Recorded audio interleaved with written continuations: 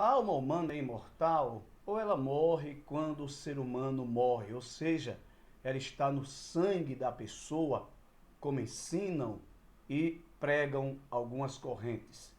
A alma humana é a mesma coisa que o espírito humano, ou ela é separada do espírito, portanto, ela tem as suas próprias singularidades, próprias particularidades.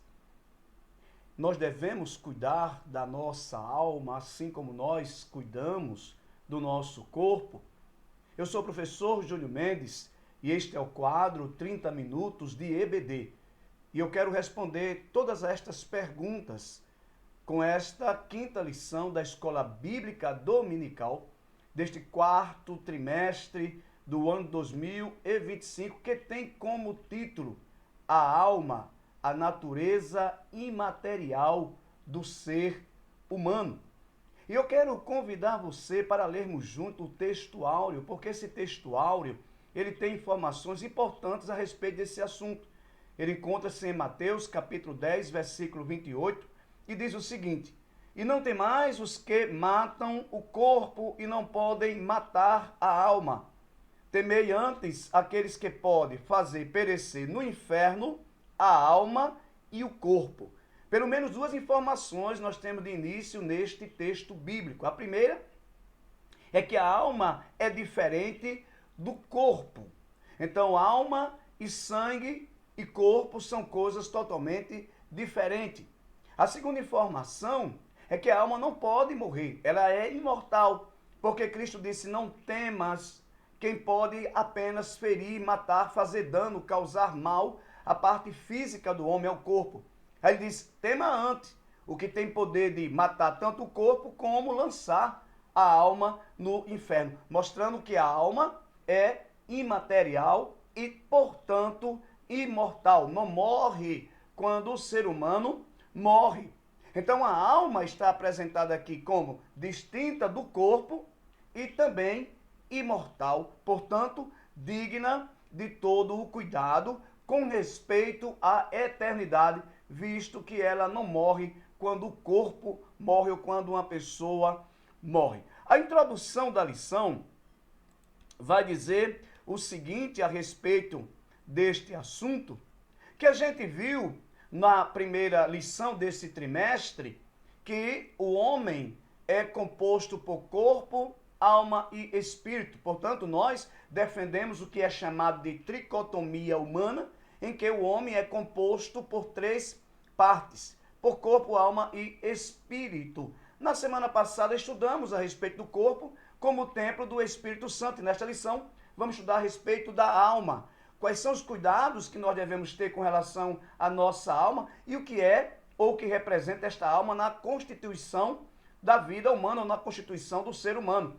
E a introdução tem uma parte interessante, diz assim: vimos que junto do Espírito e inseparável dele, o quê? A alma. A alma está junto do Espírito e está inseparável dele. A alma compõe a parte imaterial ou espiritual do ser humano, que o torna uma pessoa, criado à imagem de Deus. Então veja só, a alma é distinta do espírito, apesar de estar inseparável desse espírito. É tanto que no texto bíblico, em alguns momentos, vai se utilizar a palavra espírito e a palavra alma para indicar exatamente esta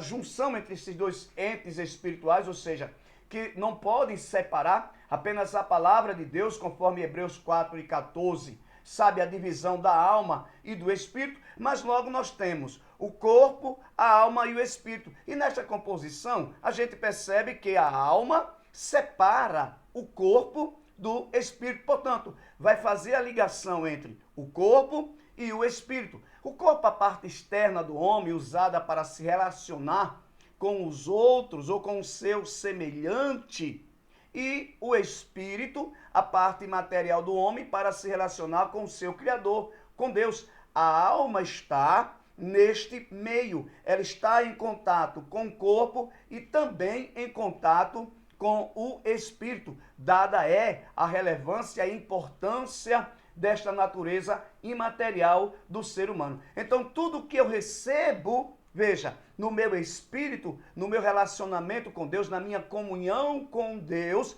afeta diretamente a minha alma, que afeta diretamente o meu corpo, o meu viver, a minha maneira como eu vou me relacionar comigo mesmo e se relacionar com as outras pessoas.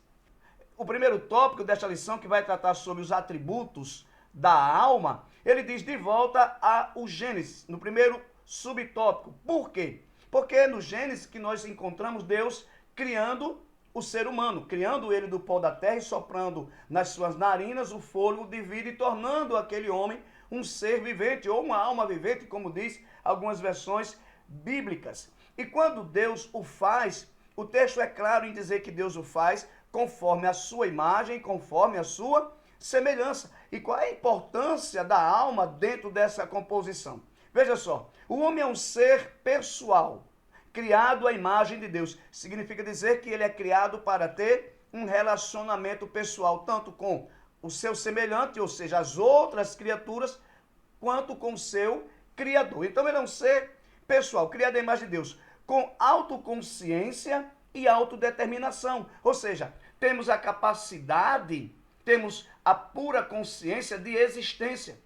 Nós temos ciência de quem nós somos, de que existimos, de que fomos criados.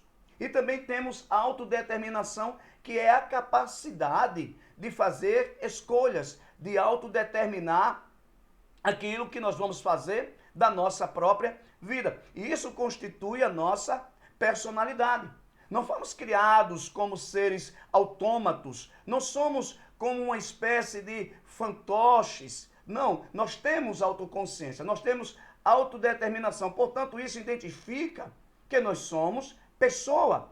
Veja, o Criador fez seu representante, dando-lhe poder de governo sobre toda a obra criada.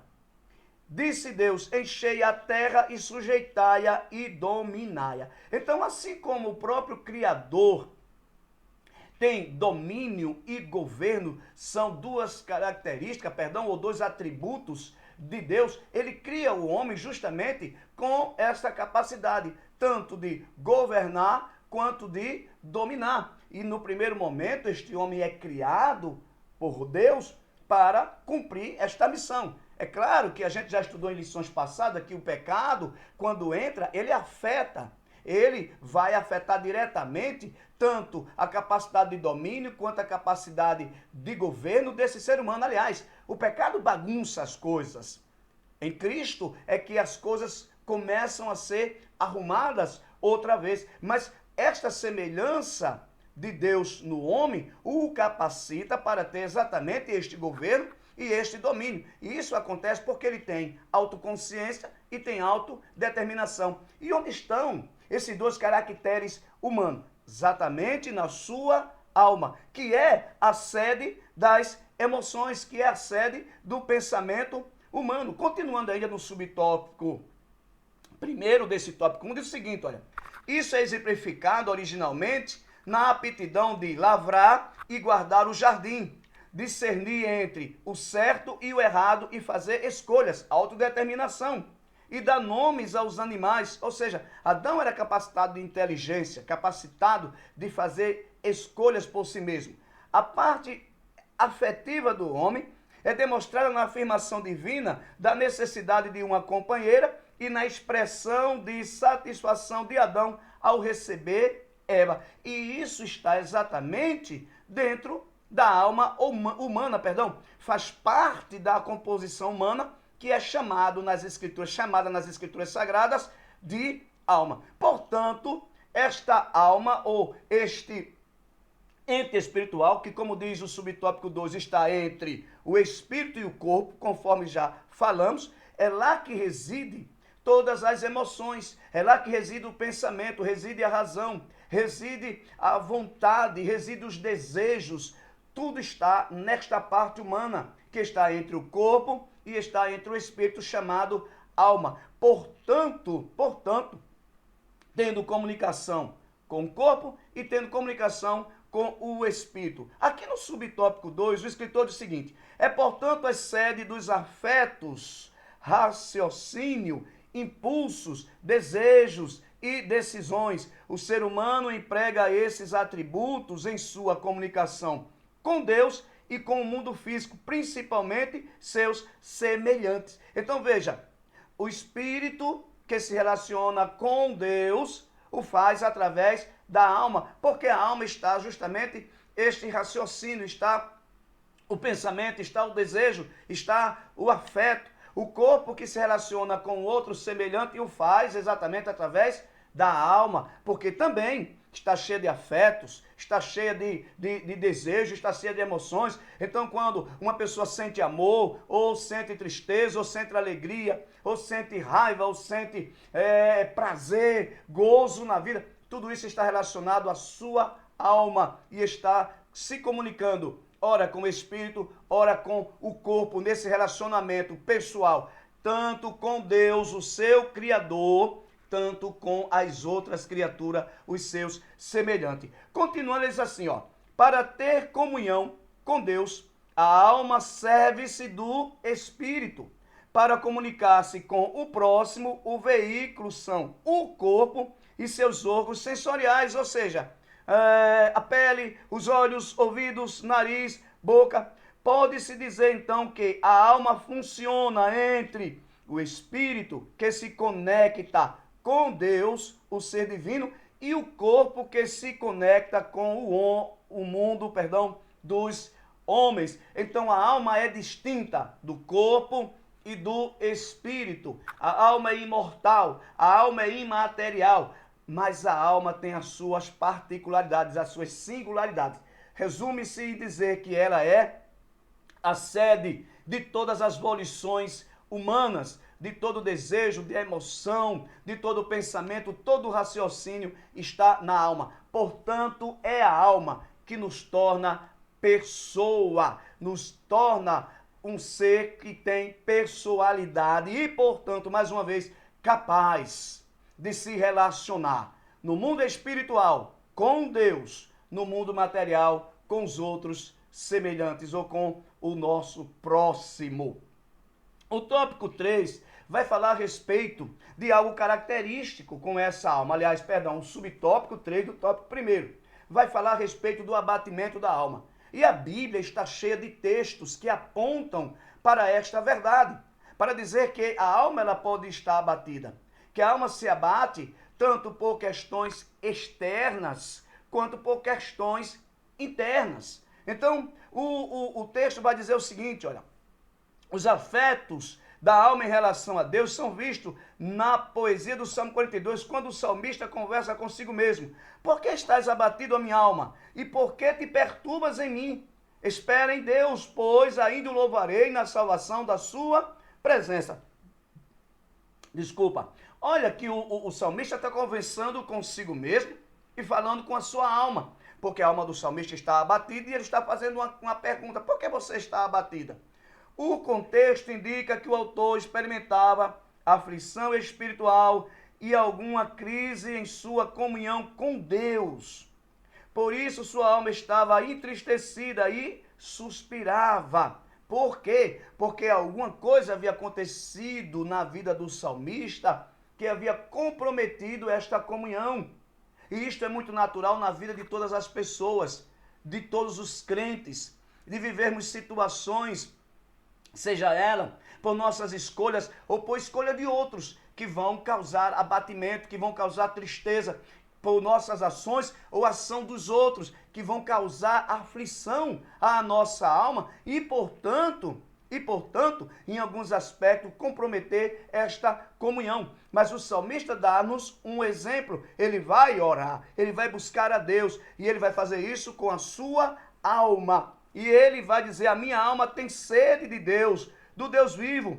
E ele pergunta, quando entrarei e me apresentarei diante da face de Deus? Veja que a alma do salmista expressa agora desejo de reparo, desejo de restauração, desejo de renovação. Ele quer renovar a sua comunhão com Deus e ele está fazendo isso através da alma. E ele diz, eu quero entrar na presença de Deus, eu quero me apresentar a Deus. Quando poderei fazer isto? Então este primeiro tópico vai mostrar exatamente esta singularidade da alma humana que nos torna pessoas sujeitas a toda sorte e todo tipo de emoções. Portanto, a Bíblia vai estar cheia de recomendação para que nós tenhamos o devido cuidado em alimentar a nossa alma de coisas que vão firmar, estabelecer, fortalecer a nossa comunhão com Deus. Então, assim como o nosso corpo precisa de água,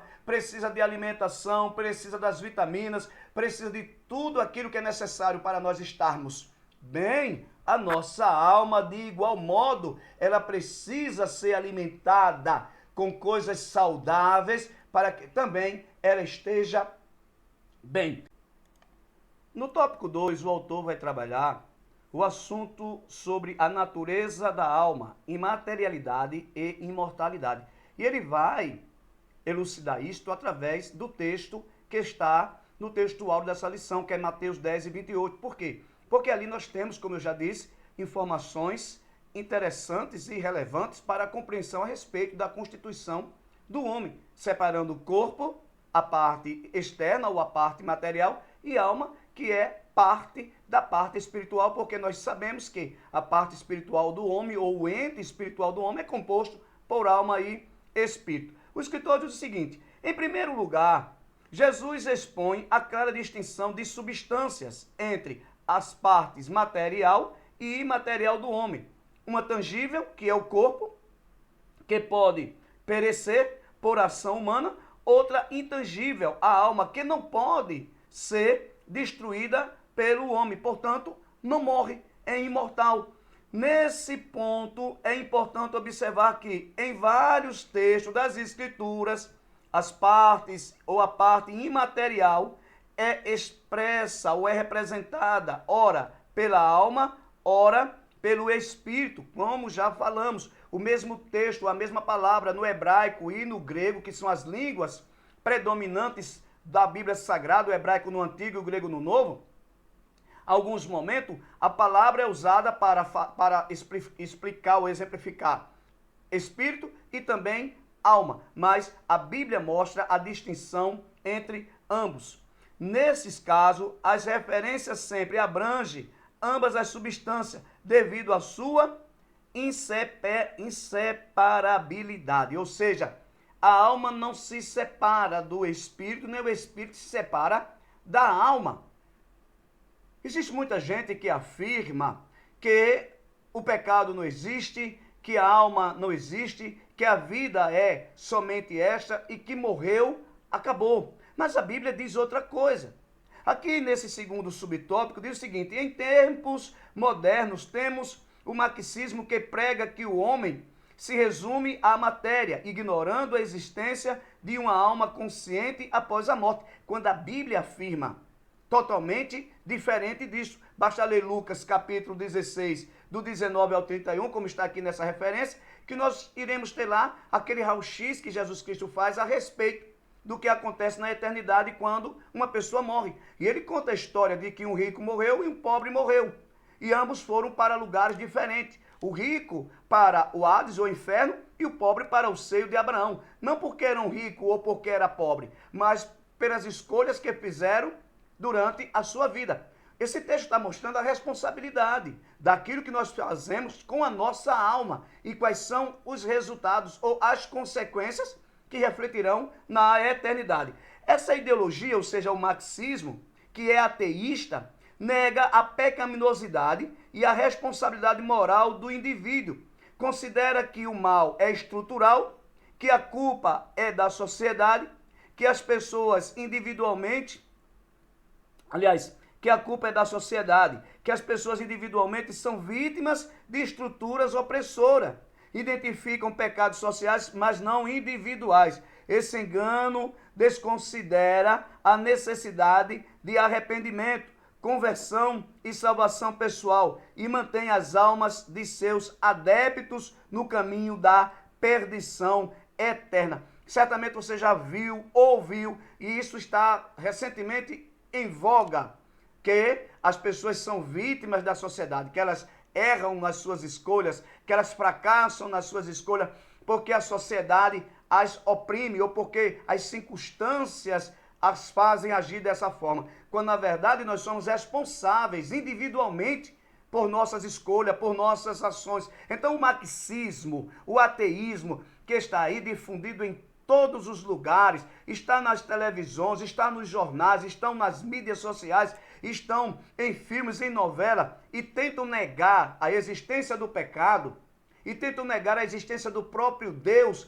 e portanto negar a responsabilidade de que o homem é responsável. Por ser autoconsciente e autodeterminado, ele é responsável pelas suas escolhas, pelas suas ações, por suas atitudes.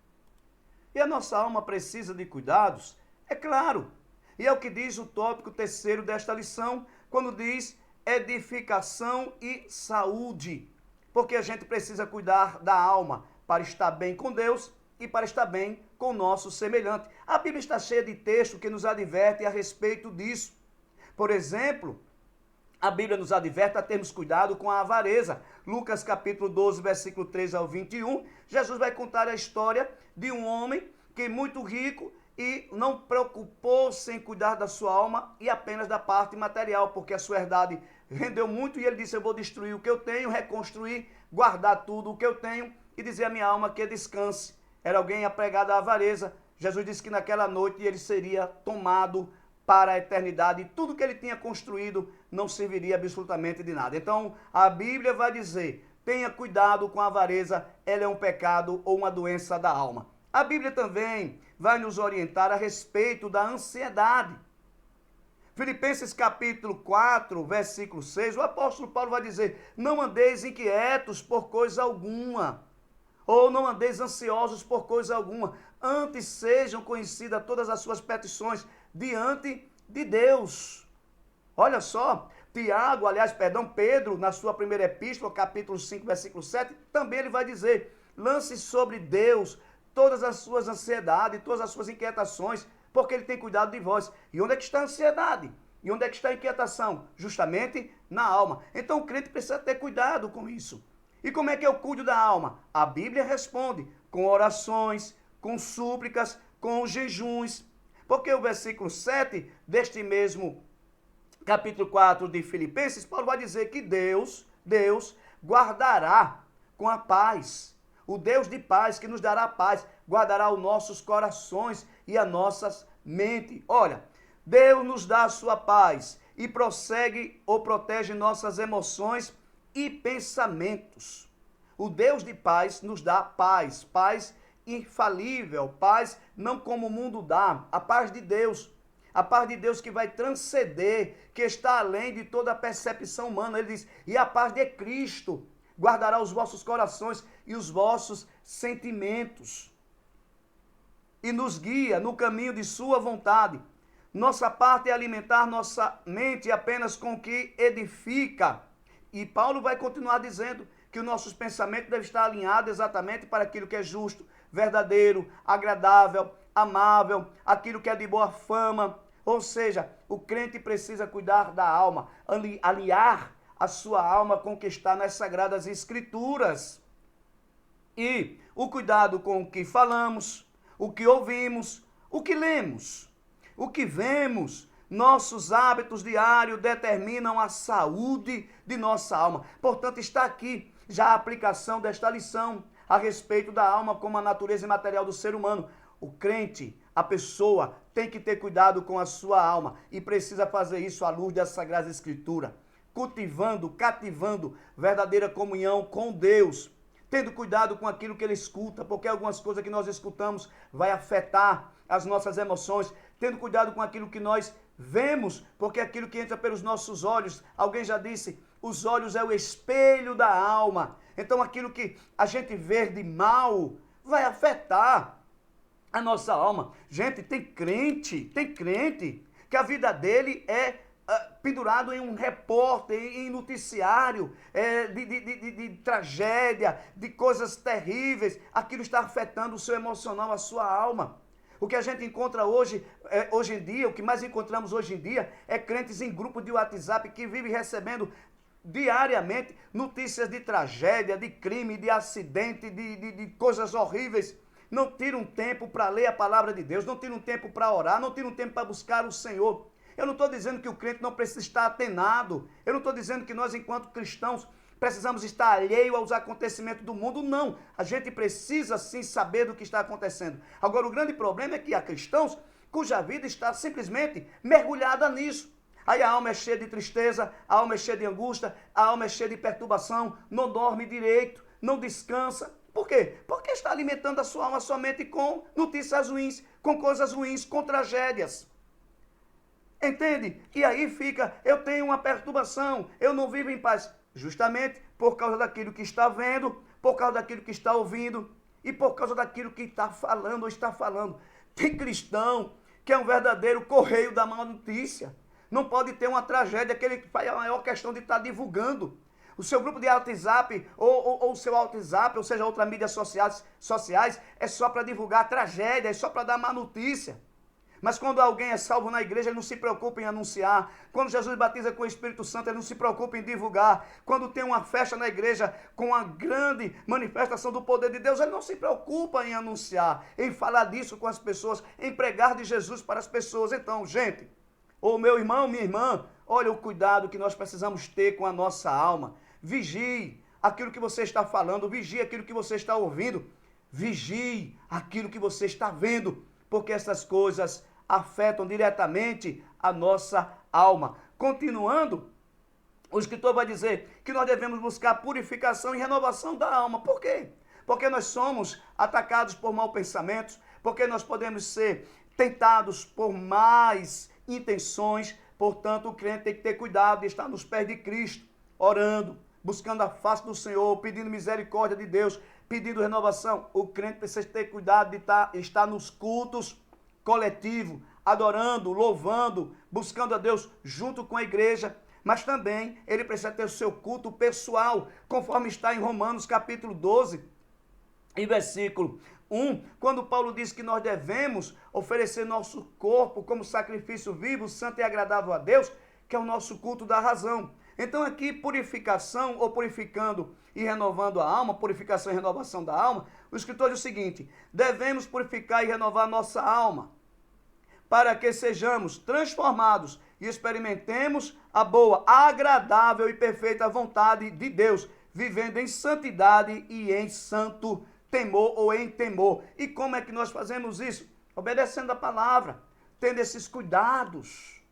Não devemos emprestar o nosso corpo ao pecado. Aí algumas vezes alguém diz, não, mas aquilo que eu vejo não vai me afetar. É claro que vai afetar.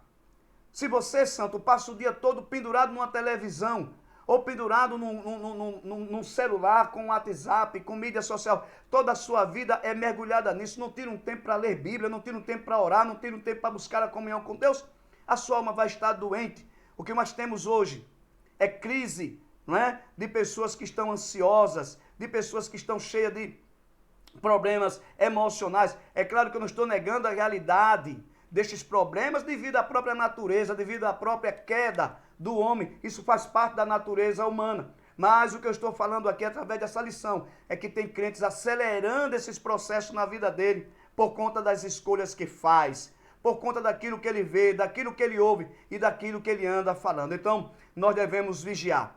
Vigiar o que eu escuto, vigiar o que eu falo, vigiar o que eu vejo, vigiar o que eu penso, vigiar as intenções do meu coração, vigiar as minhas emoções. Se aquilo está afetando, está causando ansiedade, está causando inquietação, eu preciso buscar a Deus, eu preciso buscar ao Senhor para que isso seja sarado, seja purificado, seja renovado e eu viva bem perante Deus. A vontade de Deus é que nós vivamos bem. E para viver bem, você precisa que a sua alma esteja bem, esteja curada, esteja renovada pelo poder da palavra de Deus e do Espírito Santo. E se você ficou até aqui, eu quero pedir que você deixe o seu comentário a respeito dessa aula. Você gostou? Este comentário está lhe ajudando enquanto professor ou enquanto aluno? Por favor, deixe um comentário, isso vai ajudar o nosso trabalho. Não é inscrito? Inscreva-se, ative o sininho, compartilhe com alguém que precisa ouvir este comentário a respeito da escola bíblica ou da lição da escola bíblica dominical. Ok? E se não curtiu, por favor, curta, porque isso vai ajudar o YouTube a entender que este trabalho é relevante e vai enviar para mais pessoas. Se Jesus não voltar, até o próximo vídeo, em nome de Jesus. Deus continue te abençoando.